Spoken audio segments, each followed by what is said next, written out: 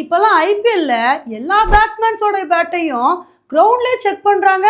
Check பண்ணுறது மட்டும் இல்லாமல் ஒரு சில பேட்ஸ்மேன்ஸோட பேட்டையே சேஞ்ச் பண்ணிடுறாங்களேப்பா. ஆமாங்க, இப்படி வந்து சொல்கிற மாதிரி தான் இப்போ ஐபிஎல்ல புது ரூல்ஸ் ஒன்று கொண்டு வந்திருக்காங்க. இன்னைக்கு நம்ம வீடியோவில் இதை பற்றி தான் வந்து பார்க்க போகிறோம். நேற்று மேட்ச்சில் என்ன ஆச்சு அப்படின்னா, சஞ்சு சாம்சன் போனவுடனே ரியான் பராக் வந்து பேட்டிங் பண்ண வந்தாருங்க. உடனே அவரோட பேட்டை வந்து அம்பையர் வந்து செக் பண்ணாங்க. செக் பண்ணி பார்த்துட்டு என்ன சொல்லிட்டாங்க அப்படின்னா, இல்லைப்பா, நாங்கள் சொல்கிற அளவில் உங்கள் பேட் இல்லை, அதனால் இந்த பேட்டை வச்சு நீங்கள் ஆட முடியாது, உடனே உங்களோட பேட்டை சேஞ்ச் பண்ணிக்கோங்கன்னு சொல்லிட்டு வேற பேட்டை சேஞ்ச் பண்ண சொல்லிட்டாங்க.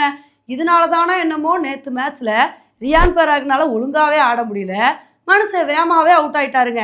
இவருக்கு மட்டும் இந்த மாதிரி பேட்டை சேஞ்ச் பண்ணலங்க. இதுக்கு முன்னாடி பஞ்சாப் விசஸ் கேகேஆர் மேட்ச்சில் சுனில் நரேனோட பேட்டையும் இதே மாதிரி தாங்க சேஞ்ச் பண்ணிட்டாங்க. இப்போ இதை வந்து பார்த்துட்டு தான் கிரிக்கெட் ஃபேன்ஸ் எல்லாருமே கேள்வி எழுப்பிட்டு வந்துட்டு இருக்காங்க. ஏன்பா திடுதுப்புன்னு இந்த மாதிரி பேட்டை வந்து சேஞ்ச் பண்ணுறீங்க, இந்த மாதிரி சேஞ்ச் பண்ணுறதுக்கு என்னதான் காரணம் அப்படின்னு இது மாதிரி கேள்விகளை எழுப்பிட்டு வந்துட்டு இருக்காங்க. இப்போ இதுக்கு முன்னாடிலாம் இந்த மாதிரி பேட்டை செக் பண்ண மாட்டாங்களான்னு கேட்டிங்கன்னா, இதுக்கு முன்னாடி இது மாதிரி பேட்டை செக் பண்ணிட்டு தாங்க வந்திருந்தாங்க. ஆனால் அப்போ இந்த செக்கிங்லாம் எப்படி நடக்கும் அப்படின்னா, ட்ரெஸ்ஸிங் ரூமில் எல்லா பேட்ஸ்மேன்ஸும் அவங்களோட பேட்டை வந்து சப்மிட் பண்ணிடுவாங்க.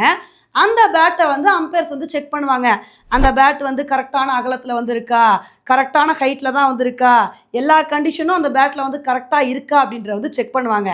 ஆனால் இதில் என்ன பிரச்சனை ஆகும் அப்படின்னா, ஒரு சில பேட்ஸ்மேன்ஸு இன்ஸ்பெக்ஷனுக்கு சப்மிட் பண்ணும்போது கரெக்டான பேட்டை சப்மிட் பண்ணிவிட்டு விளையாட வரும்போது வேறு பேட்டை கொண்டு வந்து விளையாண்டுறாங்களாங்க.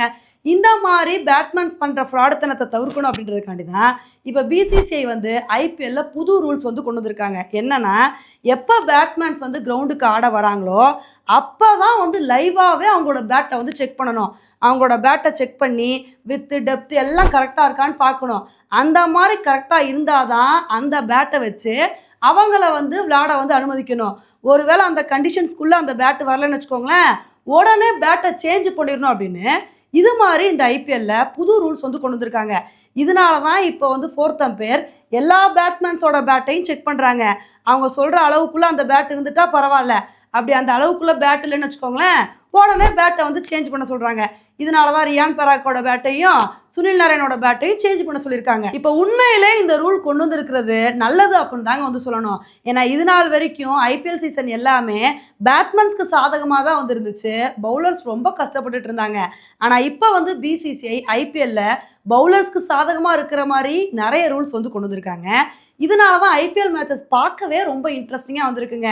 ரெண்டு டீமும் பேலன்ஸாக, அதாவது பேட்டிங் பவுலிங் ரெண்டுமே பேலன்ஸாக இருக்கிறனால தான் மேட்சஸும் பார்க்க விறுவிறுப்பாக ரொம்ப சூப்பராக வந்திருக்கு. ஓகே ஃப்ரெண்ட்ஸ், பிசிசிஐ கொண்டு வந்த இந்த புது ரூலை பற்றி நீங்கள் என்ன நினைக்கிறீங்க அப்படின்றத என்னோட கமெண்ட் செக்ஷனில் வந்து போடுங்க. இதே மாதிரி இன்னொரு வீடியோவில் உங்களை வந்து மீட் பண்ணுறேன். Bye friends.